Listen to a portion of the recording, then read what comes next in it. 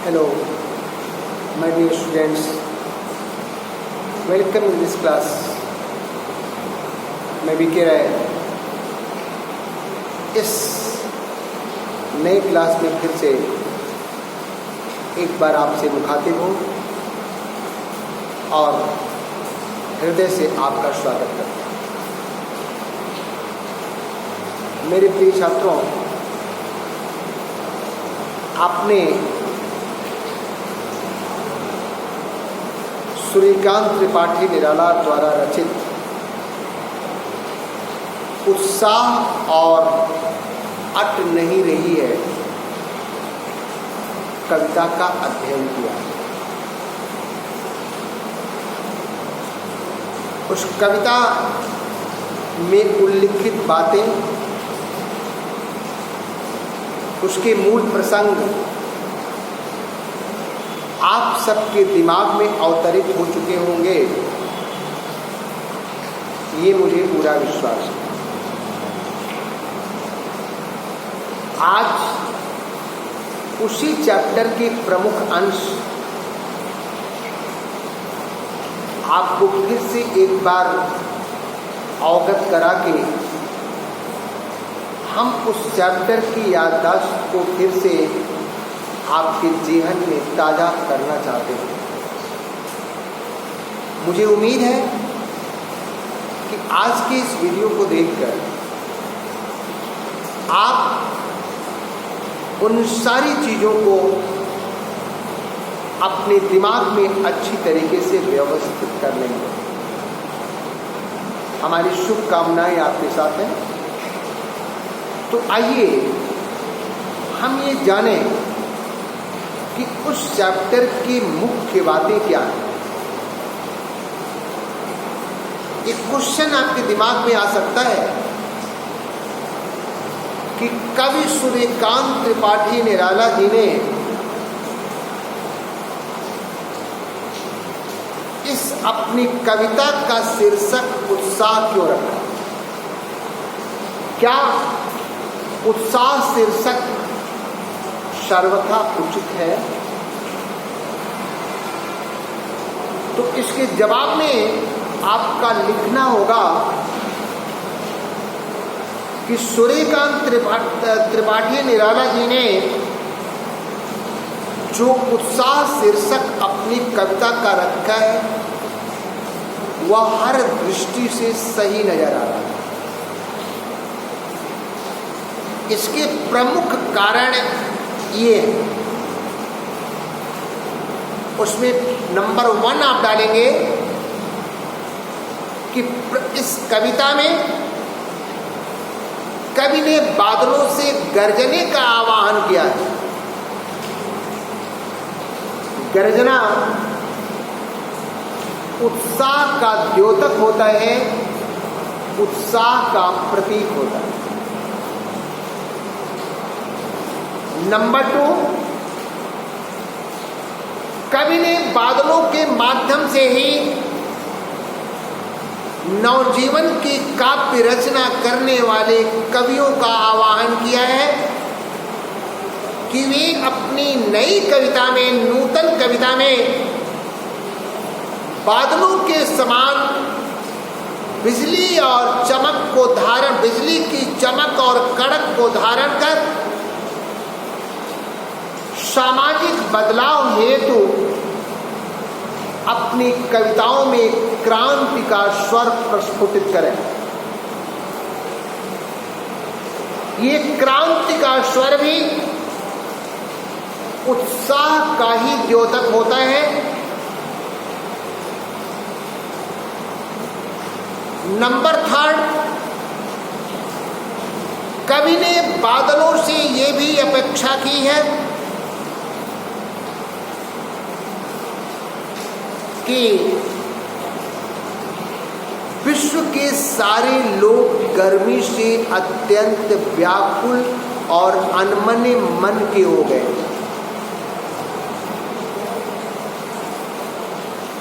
तुम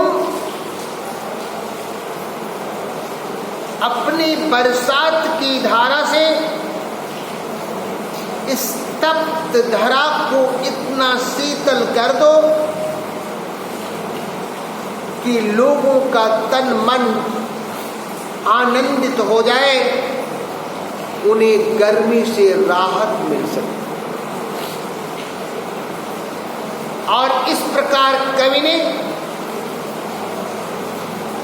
बादलों से परोपकारी स्वभाव का होने का भाव दर्शाया है। ये परोपकार करना भी परहित का भाव ही उत्साह का ही द्योतक होता है। इन सब कारणों को देखकर हम लिख सकते हैं कि कविता का शीर्षक हर तरीके से सटीक है, सही है। उत्साह शीर्षक अपने आप में उपयुक्त है।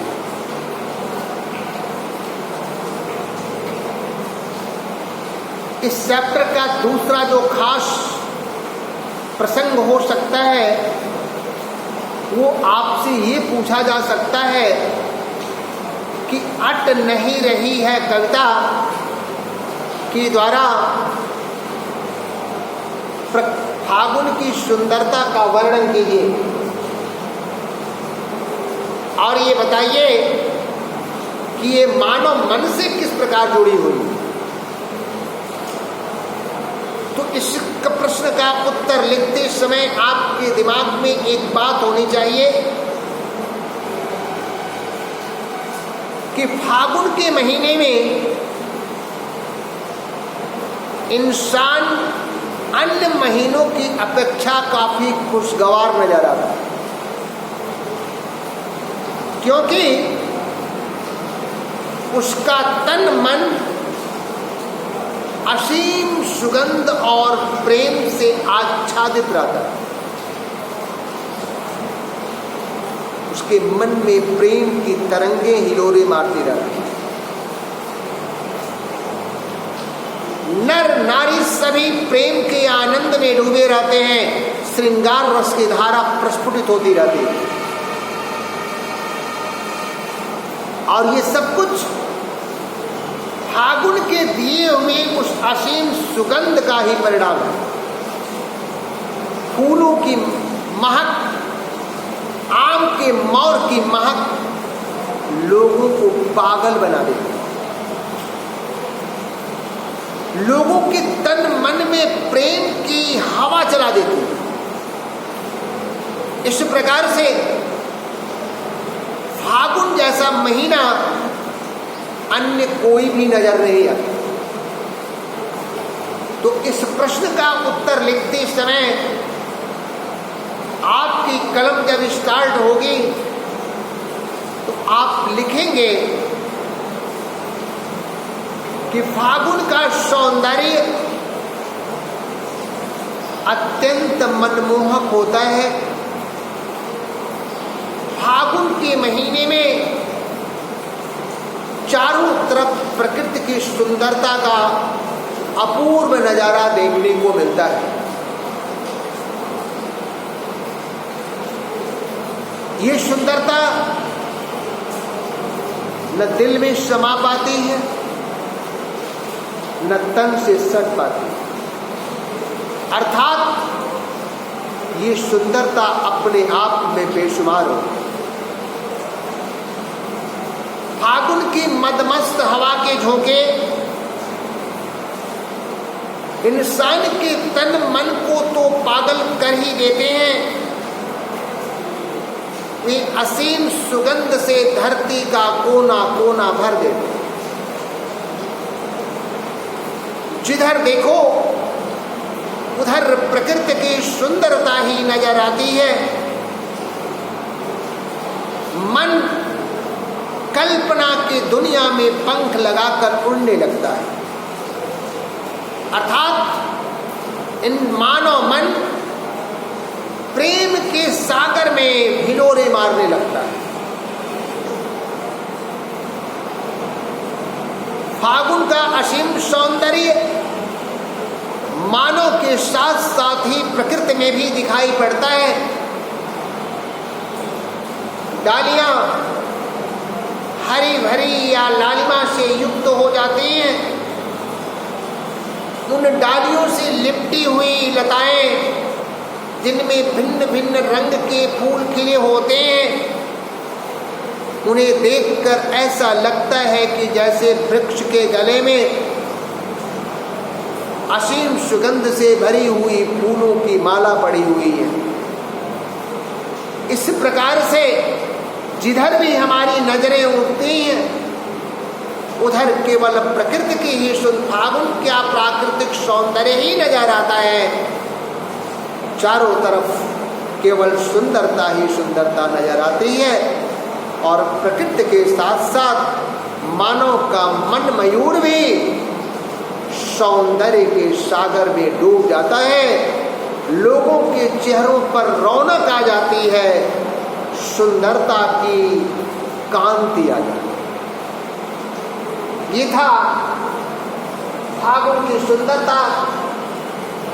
तीसरा जो प्रमुख बिंदु आपके इस प्रश्न पत्र में आपके क्वेश्चन में आ सकता है वो ये हो सकता है कि आकाश में घेराए सघन बादलों में कवि किस तरह की कल्पना करता है। बहुविकल्प का एक अत्यंत महत्वपूर्ण प्रश्न बनकर के ये आपके प्रश्न पत्र में आ सकता है। तो आपका जवाब होगा कि कवि आकाश में घिरे आए सघन बादलों में काले घुघराले सुंदर बालों की कल्पना करता है। अगला प्रमुख बिंदु हो सकता है कि कवि बादलों की किन दो चीजों को अपने मन में धारण करने को कह रहा है। तो आपका जवाब होगा बादलों की चमक और कड़क।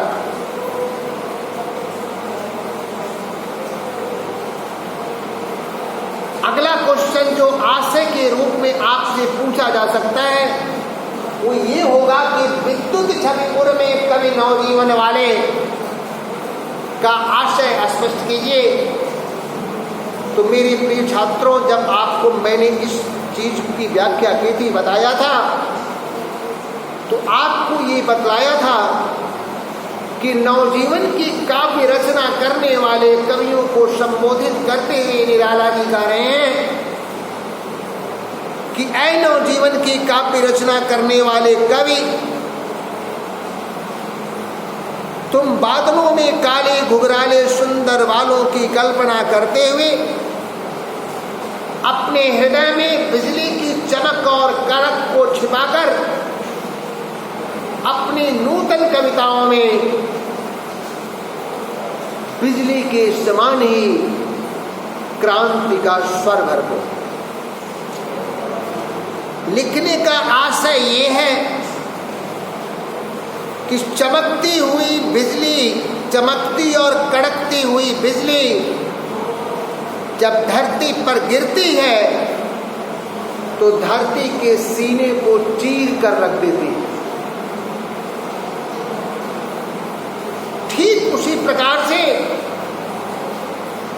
तुम अपनी नूतन कविताओं में सामाजिक बदलाव के लिए क्रांति के स्वर को भर दो। तो एक तरीके से ये अत्यंत महत्वपूर्ण प्रश्न है। आप अपने दिमाग में इस बात को जरूर रखिएगा कि बिजली की चमक और कड़क की क्या विशेषता होती है। कि चमकती हुई बिजली जब धरती पर गिरती है तो आपने देखा भी होगा कि आए दिन समाचार पत्रों में ये समाचार पढ़ने को मिलता है कि आकाशीय बिजली गिरने से इतने लोगों की मौत हो गई। धरती पर गिरी, पेड़ों पर गिरी, पेड़ फट गए। धरती पर गिरी, धरती फट गई। कभी उसी बात का उल्लेख कर रहा है कि आकाश में चमकती और कड़कती हुई बिजली जब धरती पर गिरती है तो धरती के सीने को चीर कर रख देती है। ठीक उसी प्रकार से तुम अपनी नूतन कविताओं में बादलों के समान, बादलों की बिजली और बादलों के बिजली की चमक और कड़क के समान क्रांति का स्वर भर दो, जिससे समाज में एक नई चेतना आ सके, एक नया बदलाव आ सके। और इस चैप्टर का आखिरी बिंदु हो सकता है कि आज तक आपने पुनरुक्ति प्रकाश अलंकार को नहीं समझा होगा, तो उसको भी आप जान लीजिए। जब एक शब्द 2 बार रिपीट हो जाए साथ साथ और उसका अर्थ अपरिवर्तित रहे, अर्थात न बदले, अव्यय जैसे रूप का हो, तो आप जान लेना यहाँ पुनरुक्ति प्रकाश अलंकार है। जैसे आपके अट नहीं रही है कविता में घर घर, भर भर, पाठ पाठ शब्द आया हुआ है, जिसके अर्थ एक ही हैं, शब्द की 2 बार आवृत्ति हुई है, इसलिए यहाँ पर पुनरुक्ति प्रकाश अलंकार है। लेकिन एक बात ध्यान रखना कि शब्द की आवृत्ति यमक अलंकार में भी होती है, लेकिन यमक अलंकार के शब्द प्रायः थोड़े दूर दूर होते हैं। और दूसरी विशेषता ये होती है कि यमक अलंकार के जिन शब्दों की आवृत्ति होती है, उन शब्दों के अर्थ अलग अलग होते हैं, जबकि पुनरुक्ति प्रकाश अलंकार में ऐसा नहीं होता।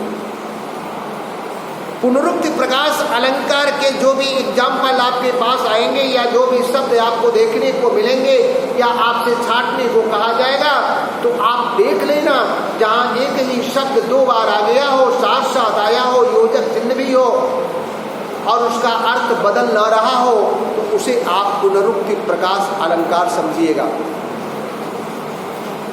लगभग अव्यय का रूप लिए हुए होता है, अव्यय ना होता है, फिर भी अव्यय का रूप लिए हुए होता है, और उसे हम पुनरुक्ति प्रकाश अलंकार कहते हैं।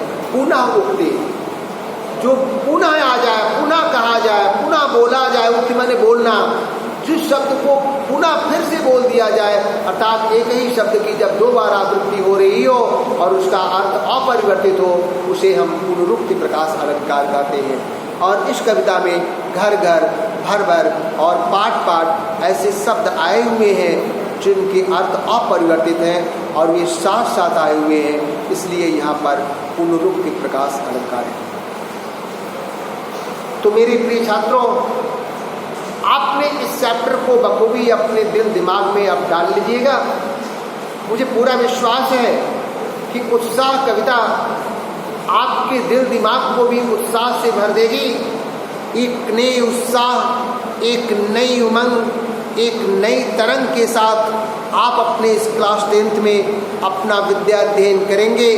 अपनी मंजिल को पाने के लिए आप एक अच्छे छात्र के रूप में बन करके एक अच्छी तैयारी करेंगे और इस चैप्टर की हर एक बिंदु को अपने दिमाग में रखेंगे। यहाँ तक कि जब मैं अब अपनी वाणी को विराम दूँ, मैं उसके पहले निराला जी की 2 और बातों को फिर से आपको बता देना चाहता हूँ कि ये जो उत्साह कविता है, ये उत्साह कविता एक प्रकार का आह्वान गीत है, अर्थात किसी को निमंत्रण दिया जाता है, किसी को जहाँ अपेक्षा की जाती है, किसी को कुछ करने के लिए जब उत्साहित किया जाता है, तो उसी को कहते हैं आह्वान करना।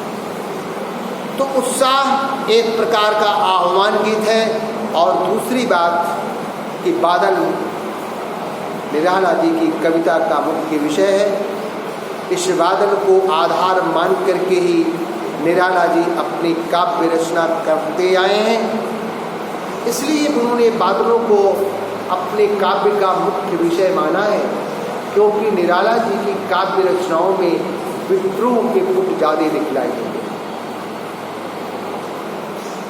सामाजिक असमानताओं का विरोध, समाज में व्याप्त कुरीतियों का विरोध और सामंतवादी प्रथा पर उन्होंने अपनी रचनाओं में करारा प्रहार किया है। इसलिए और ये सारी चीज़ें बादलों के माध्यम से ही चित्रित की जा सकती हैं, इसीलिए कवि ने बादलों को अपनी काव्य रचना का प्रमुख विषय माना है। इन सारी बातों के साथ अब हम आपसे विदा ले रहे हैं। अगले वीडियो में फिर आपसे मिलेंगे एक नए चैप्टर, एक नई आशा, एक नए विश्वास के साथ। तब तक के लिए आपको बहुत बहुत शुभकामनाएं, बहुत बहुत शुभकामनाएं। ओके, धन्यवाद, नमस्कार।